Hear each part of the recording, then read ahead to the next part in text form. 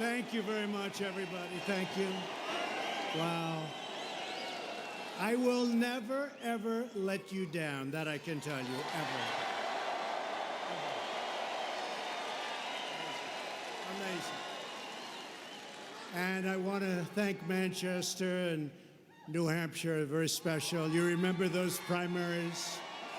That primary came around, and remember what happened during the primary? Trump should come in third or fourth, and we came in easily number one, and that was the beginning. That was an easy one. I want to thank you all. This is incredible. And it's great to be back in a state that I love with thousands of hardworking patriots who are the heart and soul of America, and that's what you are.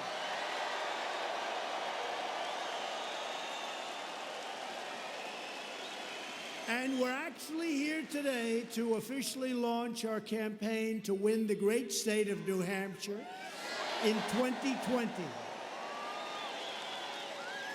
And I saw some fake polls put out by the fake news media.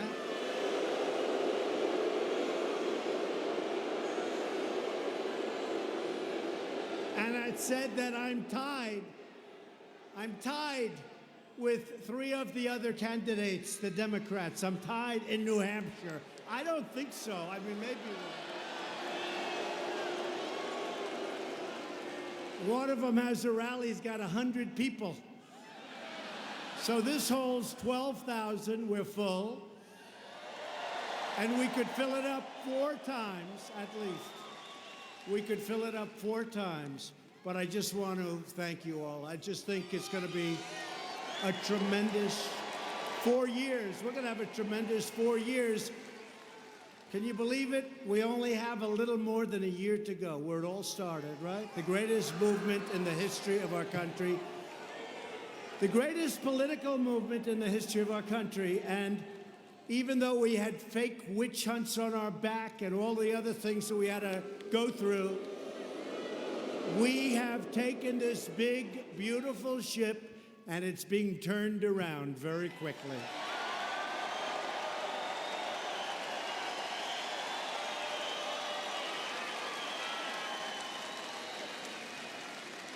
Three years ago, we campaigned across the country on a pledge to make America great again, and that's exactly what we've done.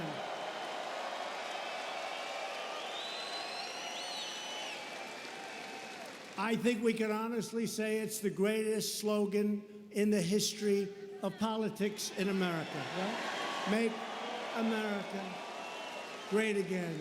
So if you don't mind, you know, the other candidates they spend millions and millions of dollars on this question that I'm going to ask you. They spend millions. You remember the first slogan from our opponent? That's right, neither do I, neither does anybody. I don't either.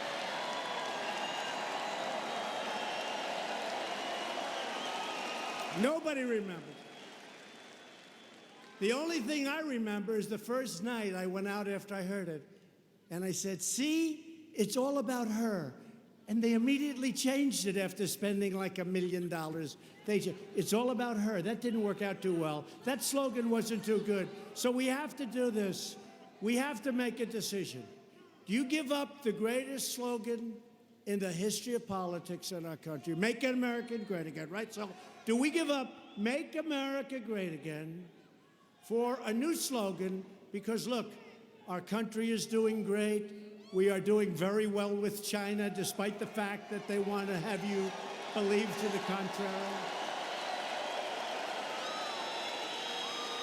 All you have to do is say, China, how you doing? They're not too happy. They're not too happy. They're losing millions of jobs.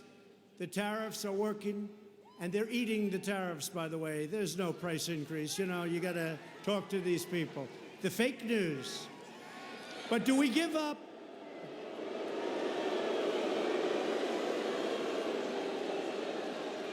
And by the way, the biggest beneficiary, you know who have been great? Our great farmers have been so incredible because they've been targeted by China. And frankly, they've been targeted for a long time, including by incompetent politicians that have run this country for a long time. So we're making up for a lot of lost ground. But do we give up, make America great again, for keep America great? Keep America great.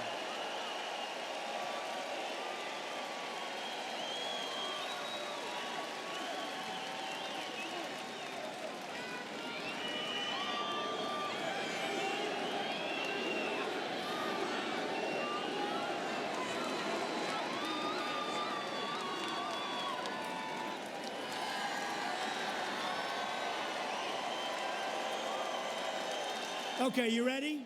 Ready? I love this because it's free. And we have all the time in the world, right? Is there anything better than a Trump rally? What about a sleepy Joe Biden rally?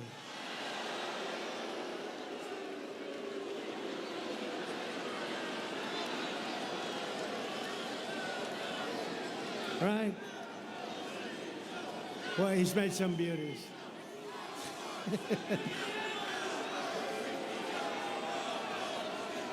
I sort of hope it's him. I don't mind any of them. You got Pocahontas is rising.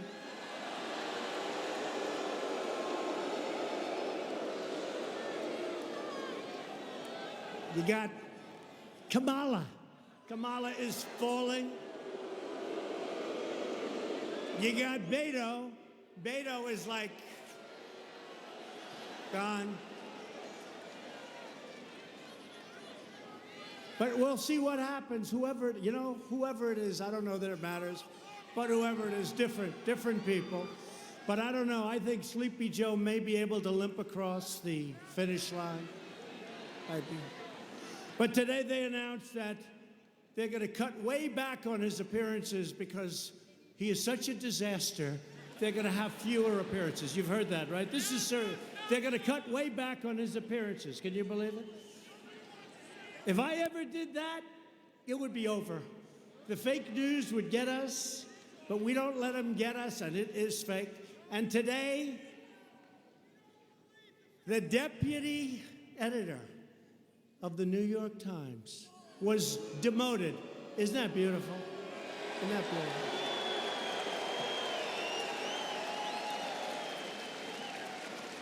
All the news that's not fit to print, you know?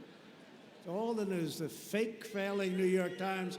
So, what do I go with? What do we go? You know, it's really we. It's not me. We're doing it together. They came from the hills. They came from the mountains, from the rivers. They came from all over the place. And they showed up, and they voted like nobody's seen before. And it was 306 to 223, remember? 306. And we won Wisconsin, and they said, oh, we never thought of that. Got to think about those things. And we won Michigan, and now we have a lot of car companies coming into Michigan. And we have a lot of great farming events happening really big in Wisconsin. And we have incredible things going on in Pennsylvania. We just opened up a $10 billion plant. We have many of them going up. Many of them, a lot of jobs. Spending in Louisiana, an LNG plant, $10 billion. Could never have happened. Could never have happened. Pennsylvania, it would have never happened. They wouldn't have allowed them to frack, so they would have never been able to build it. But what a place that is. It'll be open in a little more than a year. But I have to make a decision. It's a big decision. Do we give up the greatest theme, phrase, logo, whatever you want to call it, in the history of politics, risky, for a brand new one? Because Make America Great Again, we're really sort of there, and we have a little time left. Right?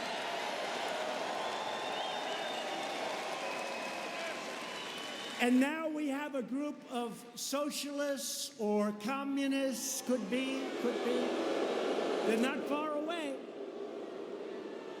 Now the fake news will hit me on that. How dare he say that? But they're not far away, right? They're not far away. 95% tax. Does anybody want to pay 95% tax in the room? I don't think so. So, but I'm not going to go into their plan because as far as I'm concerned, the Green New Deal is a beautiful thing. No, it's a beautiful thing. We want it to continue onward until about a month before the election. I will let them have it like you've never heard before. I don't want them to change. Too early. It's like Elizabeth Warren. I did the Pocahontas thing. I hit her really hard, and it looked like she was down and out, but that was too long ago. I should have waited, but don't worry. We will revive it. It can be revived. It can be right? It will be revived, and it can be revived very easily and very quickly, and we're going to have some fun in the state of New Hampshire. Now, what do we do? Ready? Let me have first Make America Great Again, then Keep America Great, right? Just applaud like crazy for the one you want to use for this campaign, and there's a possibility we'll use both. There's a possibility we'll use both. Because I hate like hell to give up the one. Is there a possibility we'll use both? Maybe one a little bit less. Are you ready? So we'll start Make America Great Again, and then Keep America Great.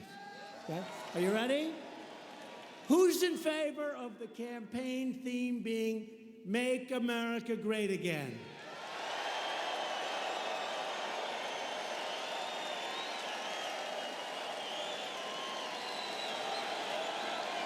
Okay.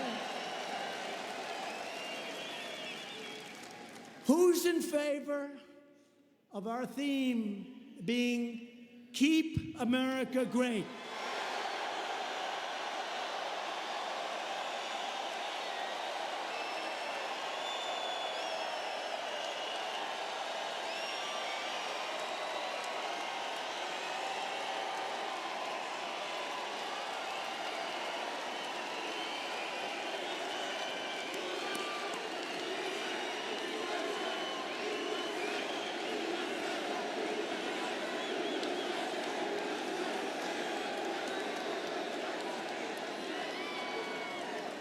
So, oh, wait a minute, this is your hat. I was going to keep it, actually.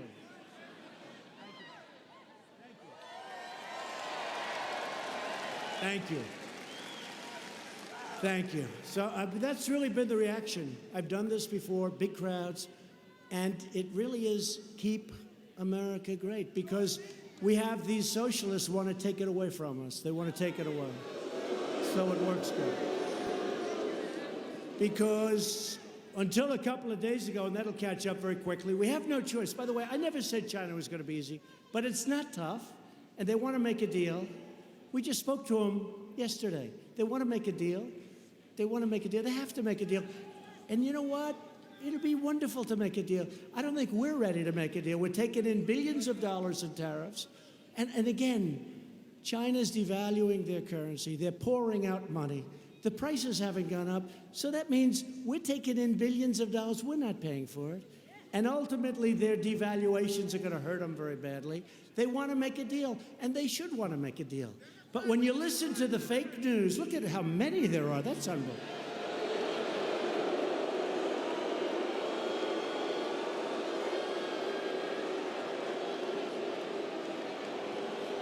I mean, I actually had something today.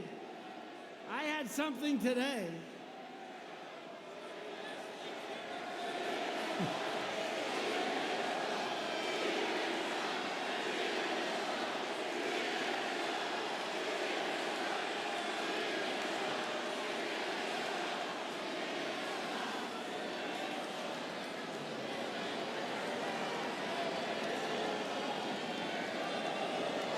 Are we sure that we're in New Hampshire?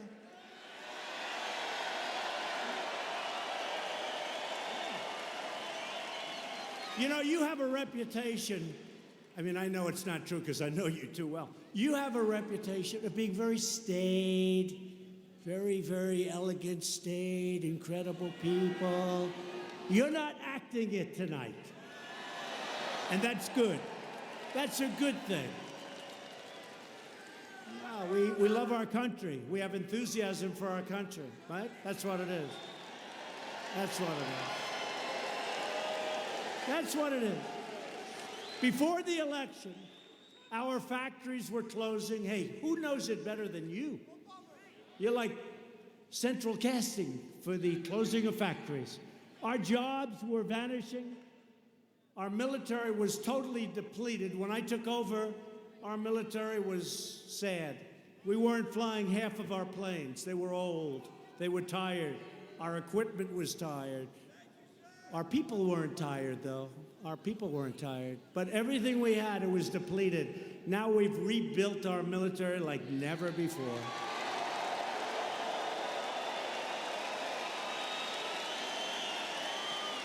And all made in the USA, just so you know. And our nation was weakened at home and disrespected abroad. They don't disrespect us anymore, folks.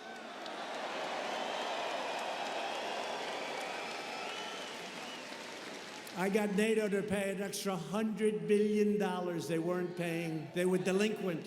Many nations were, except for 7, many nations weren't paying what they were supposed to be paying. So we're supposed to protect them. They kill us on trade. They have all sorts of barriers and everything else. The taxes are really unfair. The tariffs were ridiculous, what they do to us in Europe. And then we protect them. They don't pay. And I say, I'm sorry, folks, you have to pay. You have to pay.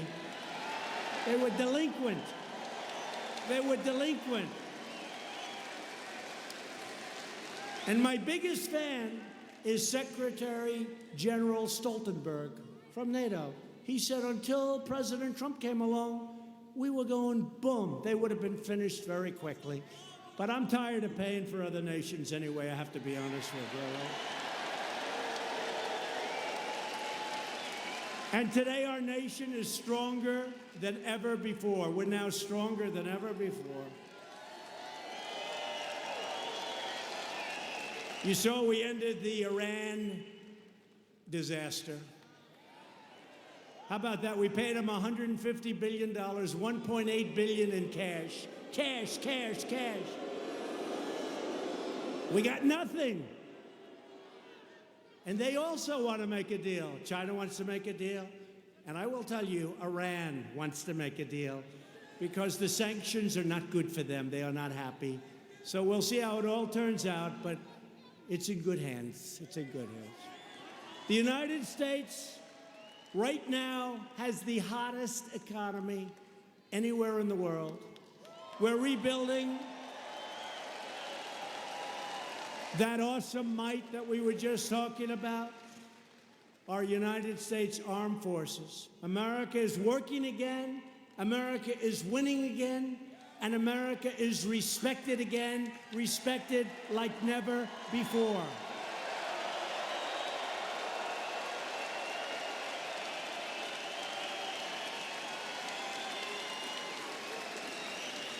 They respect us again, and you see it.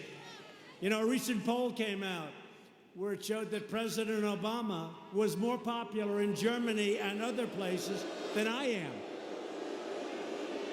And I said, of course he's more popular.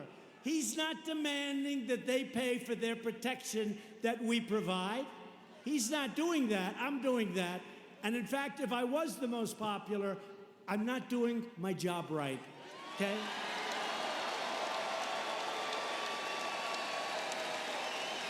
So true. We've created over 6 million new jobs since the election. If I would have said that during the campaign, those people back there would have been headlines, headlines.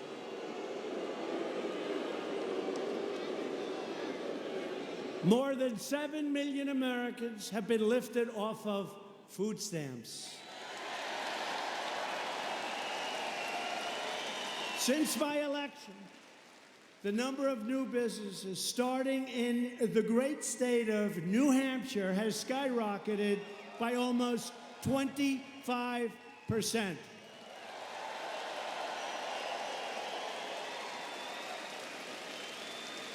And you can't really go by my election.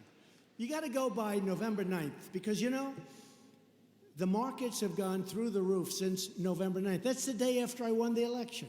So I won the election. The markets went up thousands of points. Things started happening. You started doing things that you would have never, even though I didn't get sworn in until January 20th.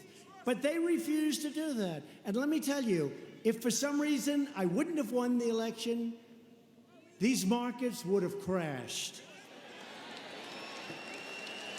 And that'll happen even more so in 2020. See, the bottom line is, I know you like me, and this room is a love fest, I know that, but you have no choice but to vote for me because your 401ks, down the tubes, everything's gonna be down the tubes. So whether you love me or hate me, you gotta vote for me.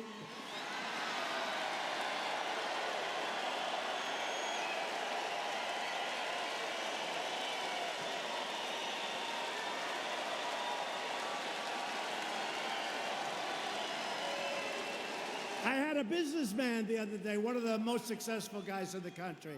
I've never liked him, never liked him. He never liked me, I never liked him. I see him in the White House. I said, "What are you doing here?" He said, "I'm working to make sure you get elected." I said, "You gotta be kidding. You don't like me, I don't like you. What the hell is this all about?" He said, "That's right, we've had our differences. I haven't liked you. But to be honest with you, Mr. President, I have no choice." I said, "You're right. You're right." First thing I've ever heard him say that I agreed with. He's got no choice. He got no choice. Unemployment in New Hampshire has reached the lowest rate in actually 31 years, but within a very short period of time, it will be the lowest rate in the history of our country.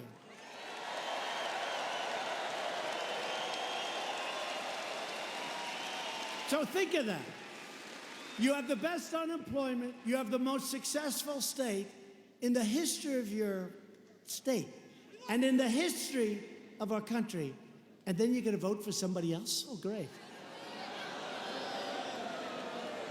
Let's vote for Elizabeth Pocahontas Warren.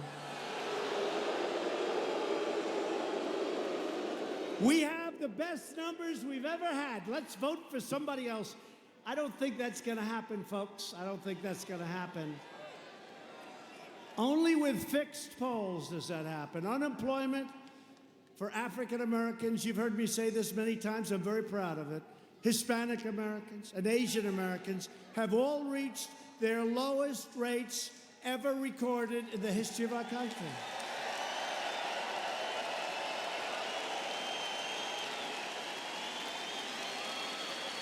Wages are rising quickly. Remember when I used to say people have been working 2 and 3 jobs, making less money than they made 21 years ago? I used to say it all the time. Now I can say, for the first time in 20 years, wages are rising, and you know who's the biggest beneficiary? Blue-collar workers.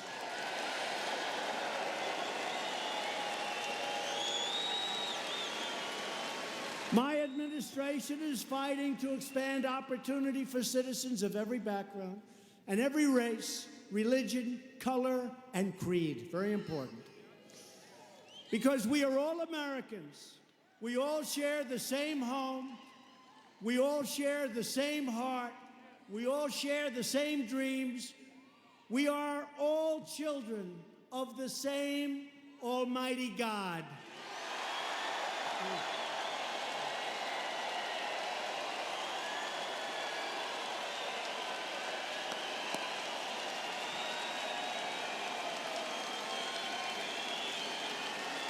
But at the very moment when our country should be coming together to enjoy these wonderful blessings, the radical Democrats are trying to tear America apart.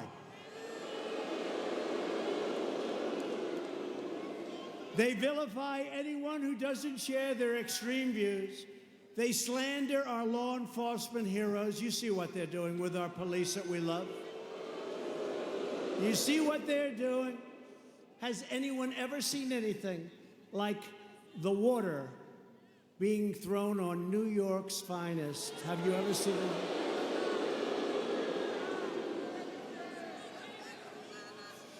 And I know a lot of New York's finest. They're not happy. They're not happy. And they are great people. These are great, great, proud people. For that to be allowed to happen is a disgrace. They view everybody as fascist and Nazis. They use the term Nazi. This was a term you couldn't even use it. Now they use it like on a regular basis, a Nazi. He's a Nazi. Think of that. He's a Nazi. You couldn't use it. Now they use it. They accuse our heroic border agents of running concentration camps. And they do an incredible job. And the Democrats don't want to fix the loopholes or asylum. They do an incredible job, our border agents. And they look down upon the hardworking citizens who truly make our country run. But while the Democrats rage and resist,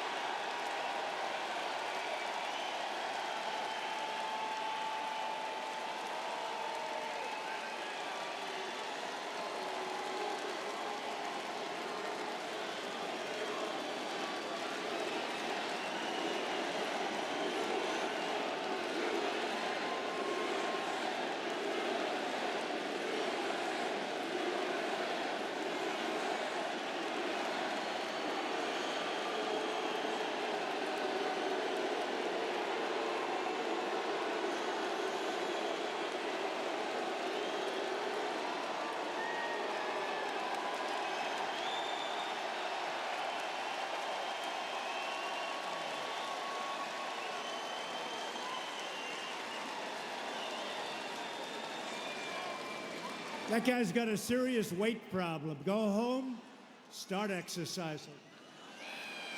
Get him out of here, please.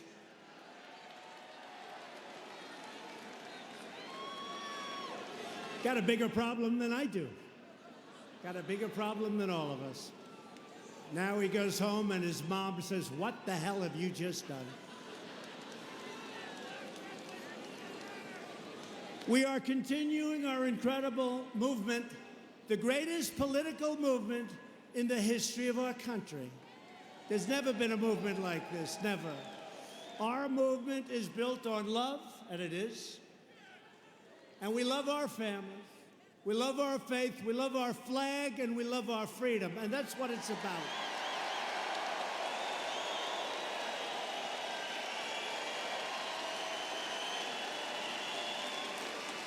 And add to that the fact that we love our neighbors and we love our country. Together, we are all united by one fundamental principle: a nation's first duty must always be to its own citizens. Its own. We got to take care of our own. You haven't heard that from a politician or a political leader in a long time. It's called America First. It's America First. We're thrilled to be joined tonight by many tremendous Republican leaders and great friends of mine, a man who's doing an incredible job as your governor, because I want to take 100% of the credit for the incredible turnaround of New Hampshire. And I remember it not so long ago. Things were not looking good. People were leaving. A lot of bad things were happening. But we have to give him a lot of credit. He's been a great governor, Chris Sununu, with a great father, too. Great father.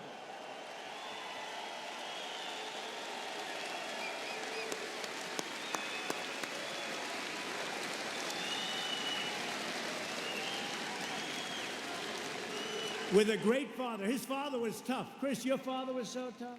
He was for somebody else in the primaries. And then one by one, I won here, I won there, I won there. And then when I won, his father got on and I said, "Oh, this guy kills me, he's so tough." And he said, "President Trump will be the greatest of all time." I said, "What happened? What happened?" He went from being the toughest critic to the best there is. So I want to say hello to your father. Okay, Chris, you'll tell him. Great guy. What a family. What a family. Thank you, Chris. New Hampshire Senate Republican leader, Chuck Morse. Chuck. Thanks, Chuck. New Hampshire House Republican leader, Dick Hinch. Thank you, Dick. Thank you, Dick. Great job. A man who was with me right from the beginning. In fact, he had a meeting at his house. His house has never been the same. His house is a disaster now. In fact, somebody said he just sold it. But you know what? Because of the Trump economy, I'll bet he sold it for a big, big, fat, beautiful profit. Where is Steve? Steve Stepanak and his wife, who's incredible. Did you make a lot of money on the house? And we destroyed the house. This was the beginning. He held some kind of a meeting for me, and he has a nice house. But literally hundreds and hundreds and hundreds of people showed up, and they destroyed his house. It's never been the same. No wonder you sold it. They finally gave up. And that was 4 years ago. Anyway, thank you very much, both, for being here. Appreciate it. What great people. Thank you, Steve. Great job. And I hope the buyer of his house didn't hear that little... Steve, I hope the buyer didn't hear what I just said about your house. He'll cancel. That's all right. You'll sell it for more to somebody else, don't worry. Republican Party Chair, Ronna McDaniel.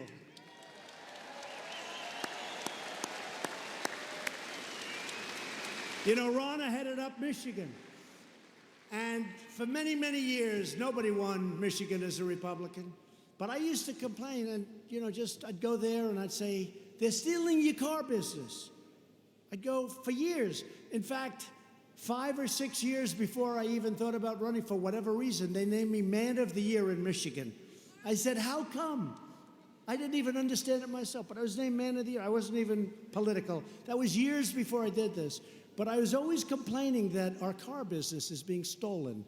I mean, it's sort of obvious, right? Mexico now has 32% of our car business. It all left the state of Michigan. We are bringing it back at a level that nobody's ever seen before, our car business. But I went to Michigan, and my opponent was told that the Republicans, no way you can win Michigan or Wisconsin, that you just can't. And we had a campaign manager named Ronna McDaniel. And Ronna wouldn't stop. Sir, can you be here next week? I say, I don't know. Then I leave, and she said, sir, can you come back in 3 days? I said, I don't know. Then I do it, and she said, how about another time? And then on election night, she said, sir, it was 6 o'clock the day before the election. In other words, just a short while before the election, she calls me, sir, can you be here tonight? I said, tonight? And by the way, you know where I was? I was in New Hampshire. That's right.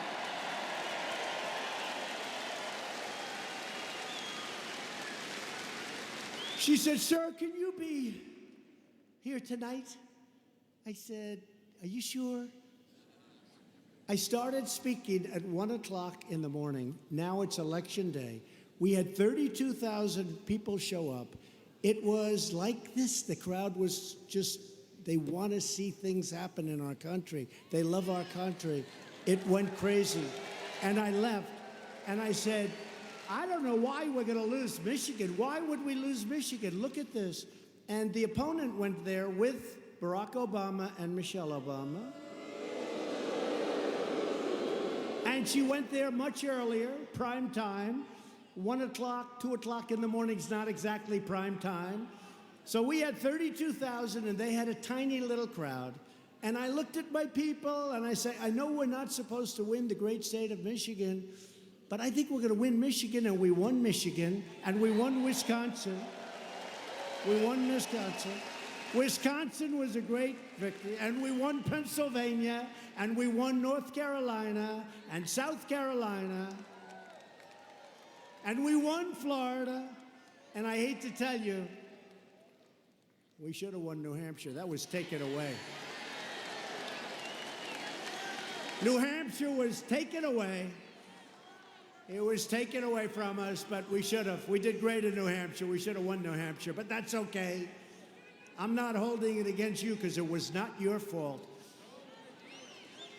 But we had a woman in Michigan, and I said, when it came time to choosing the head of the Republican National Committee, I said, who the hell is that woman up in Michigan that got me to keep coming there and explaining that we can't continue to lose our car business? We have 17 companies now coming back in. Who is that woman? And it was Ronna. We put her in charge of the Republican National Committee. The job that she has done is incredible. Thank you.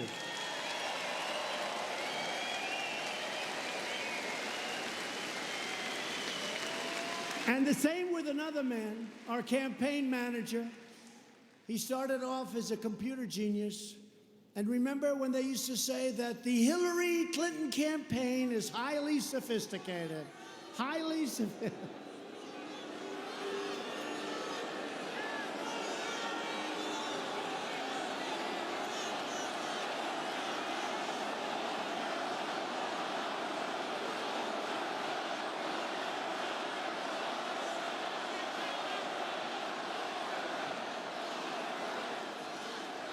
She did a lot of bad things, folks. 33,000 emails deleted after getting a subpoena from the United States Congress. 33,000.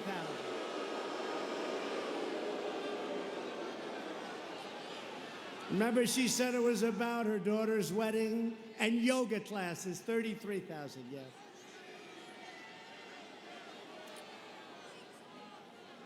It was disgraceful. I will tell you this, we now have a great Attorney General.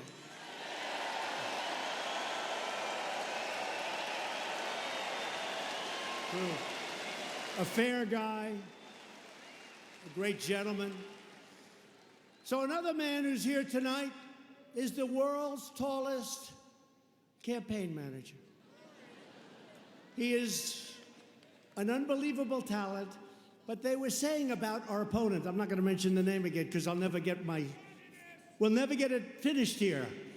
So I'll just say my opponent, is that better? And they were saying how sophisticated her campaign was.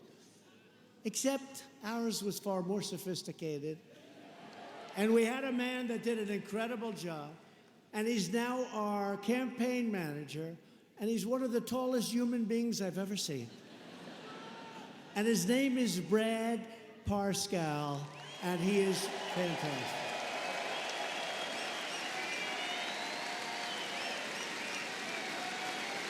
It's nice when you don't have to look for anybody. You just look over and you see a guy who's twice as tall as everyone. Great job, Brad. Thank you. How are we doing, Brad?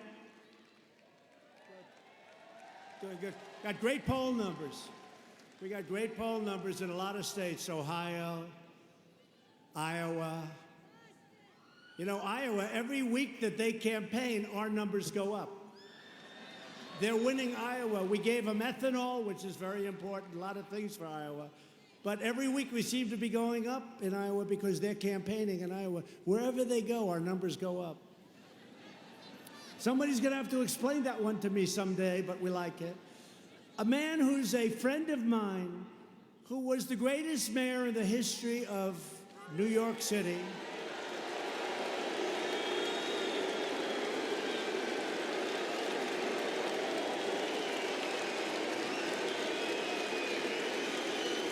Who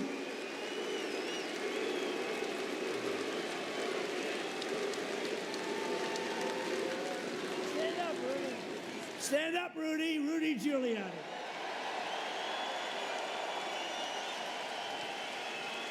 Man, he did a job. He did a job. In the first year, I've never seen anything like it. New York was crime infested. We had problems. We had problems like nobody would believe. And Rudy went in there and he did the job. And people loved him for it. It wasn't like, oh, gee, he's a horrible person. People loved Rudy Giuliani. He was a great, great bear. So thank you, Rudy, for being here. Thank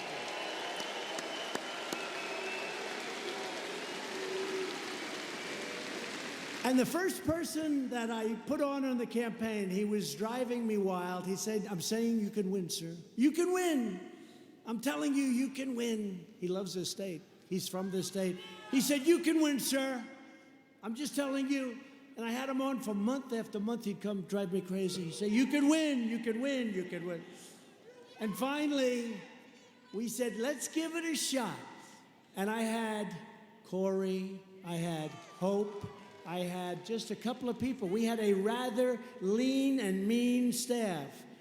But Corey Lewandowski loves your state, loves New Hampshire. He was the first one that talked about us possibly winning the whole big ball game.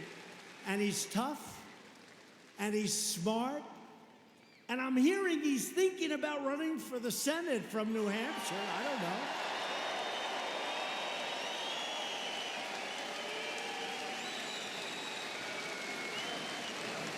I think it'd be tough to beat.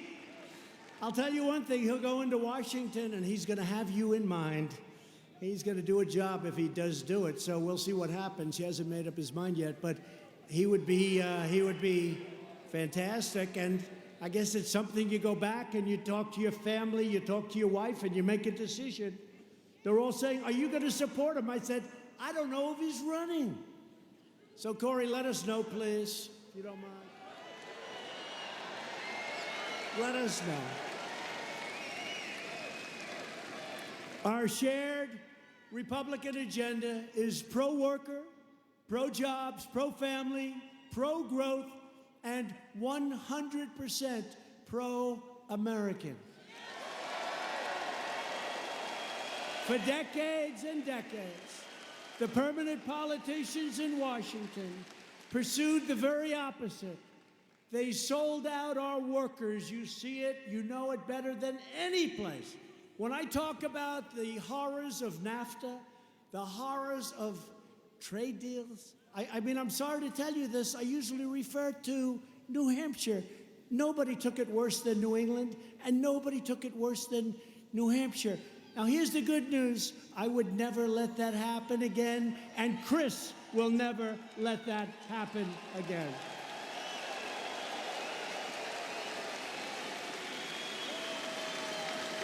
Is there a doctor, please? Doctor in the house? Thank you. Doctor in the house. Please, doctor. Please. Thank you very much. Take your time. Yeah, take your time.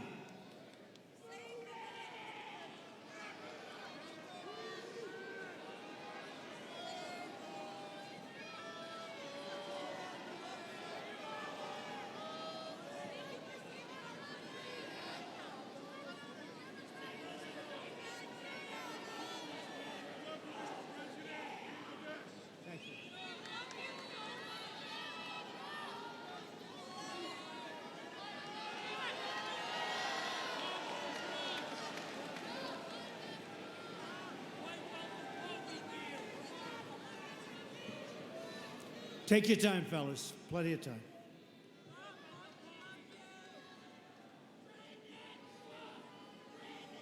You know, people got here 2.5 days ago. Many of these people in the front, right? 2.5.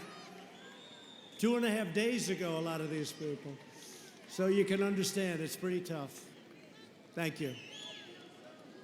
Thank you.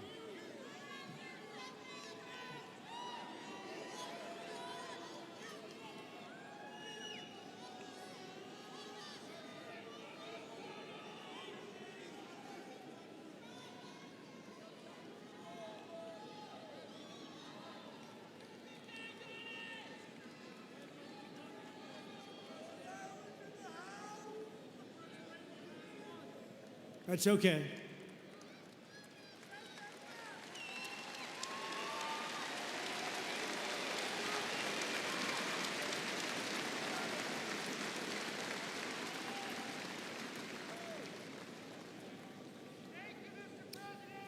These are great people. These are great people that love our country. Just remember.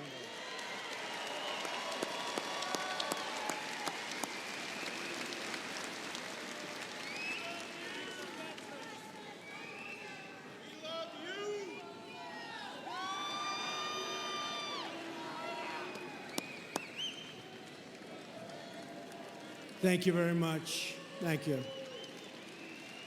Thank you very much.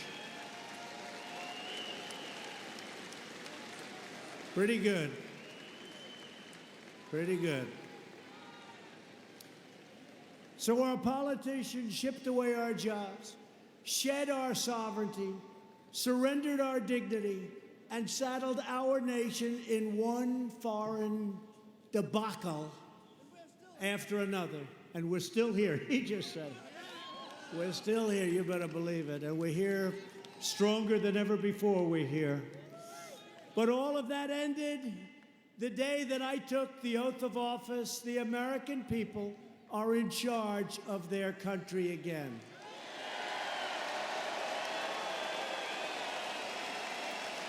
We cut a record number of job-killing regulations. They were strangling our country. We cut more regulations in 2.5 years than any other president in their full terms. 4 years, 8 years, or in one case, more than that. Cut more than anybody. To get relief to working families, we passed the largest package of tax cuts and tax reforms in the history of our country. You're making a lot more money. You're making a lot more money, and you see it, and you know it because you see it in your paycheck every week.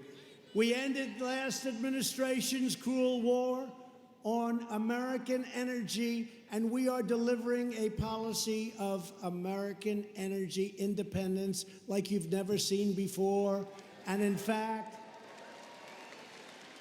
if you look at the straits where we're having all of the problems, you look at the straits, number one, they're not touching our ships. They're not playing with our ships.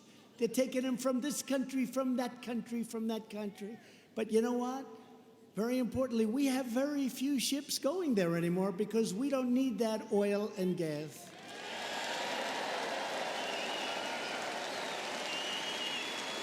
And the United States is now the #1 producer of oil and natural gas anywhere in the world.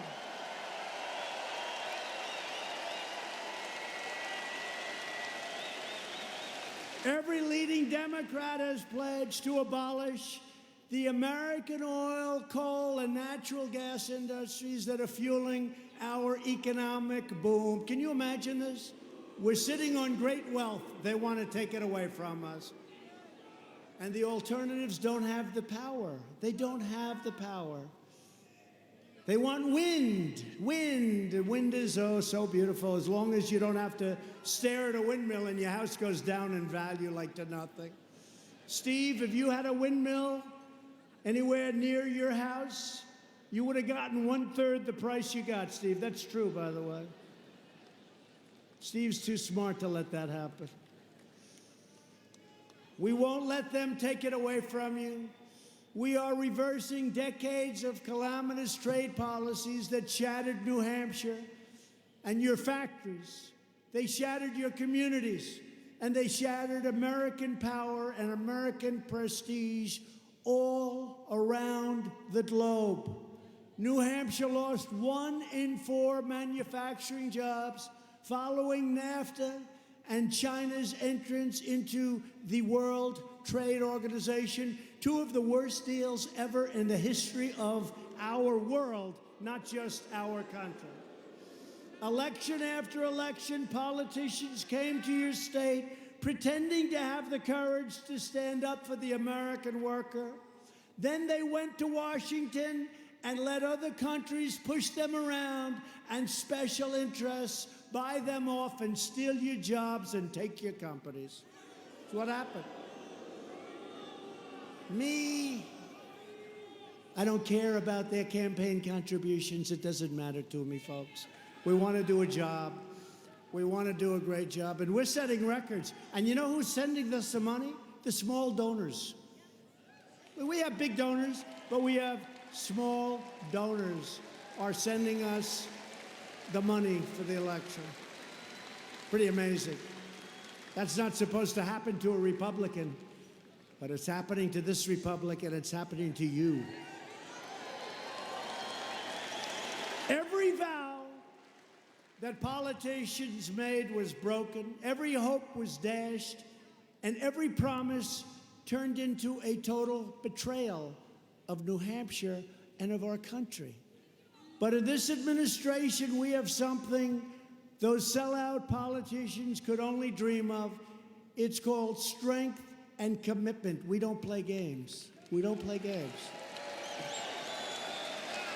After years and years of building up other countries, we are finally building up our country, standing up for our jobs, our workers, and standing up for our dignity.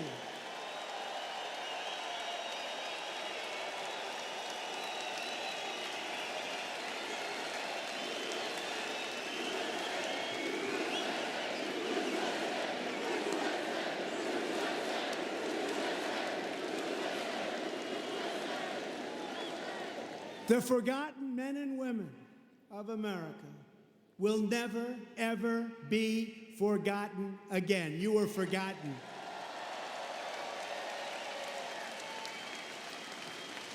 The last administration, with Sleepy Joe and Obama, tried to ram through one of the worst trade deals ever negotiated, worse than NAFTA, worse than WTO.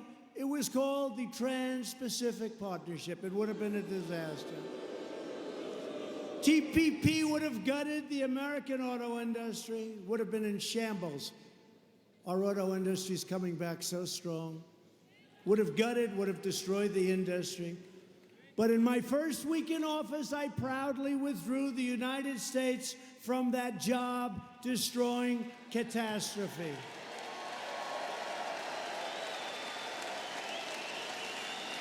And we're imposing beautiful, well-placed tariffs, money comes in, on foreign countries that cheat our workers, steal our jobs, and break all the rules. I'm sorry. And by the way, they've been changing and charging tariffs on us for years. We have countries that charge us 100%, 200%, 297% in the case of Canada with your farm products. We're not going to stand for it. And man, did we turn things around. And we've just started. If companies don't want to pay a tariff, I have one simple solution. Come make your product in America. Come make your product in New Hampshire. Zero tariffs. Zero. Zero. No tariff.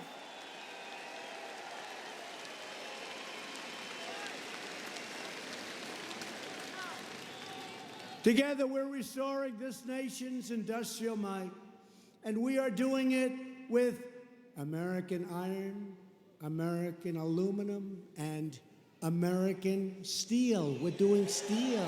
Steel industry is hot. They were dumping steel all over. They were destroying our companies. U.S. Steel now, all of them, they're all expanding. The steel industry is back. It's doing great. We're opening up mines in Minnesota, the great state of Minnesota. They have magnificent mines that have the best iron ore in the world, and President Obama closed them down.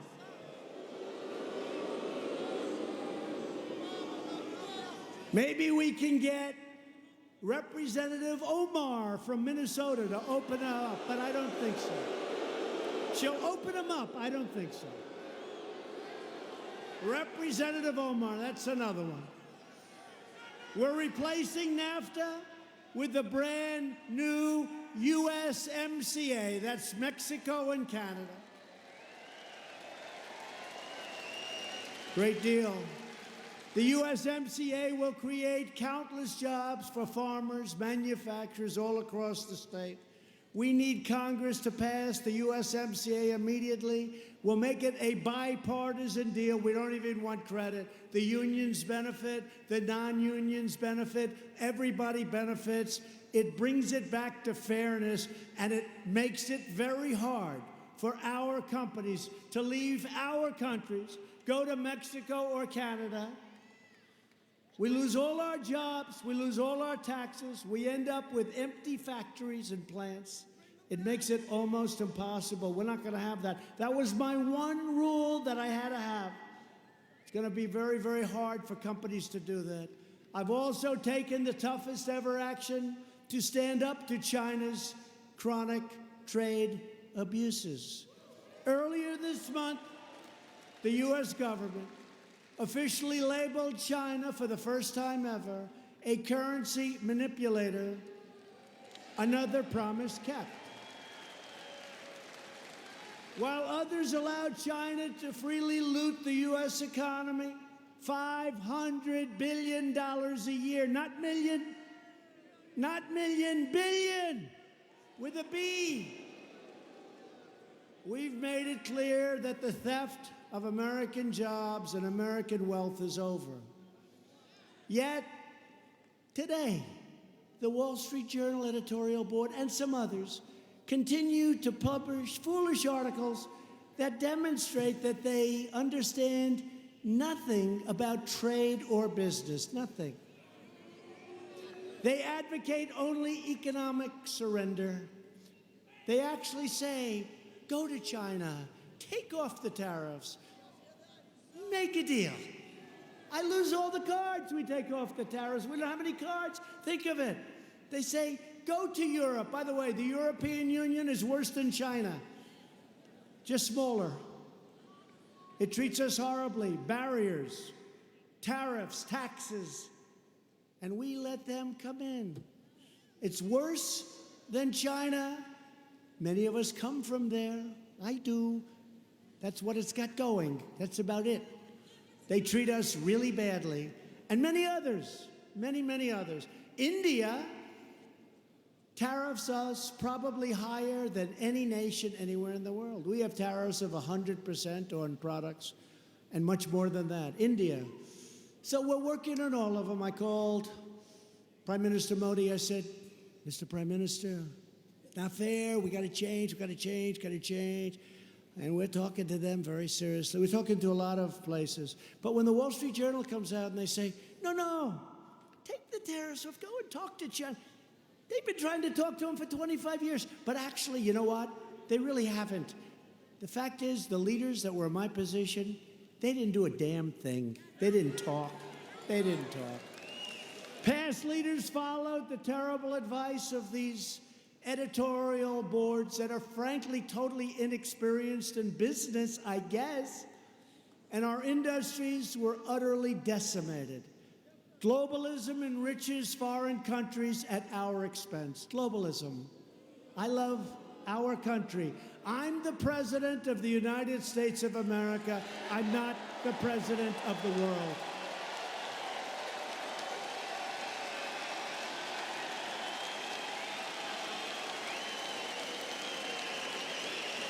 And as long as I'm president, America will never bow to a foreign nation like we were for so many years.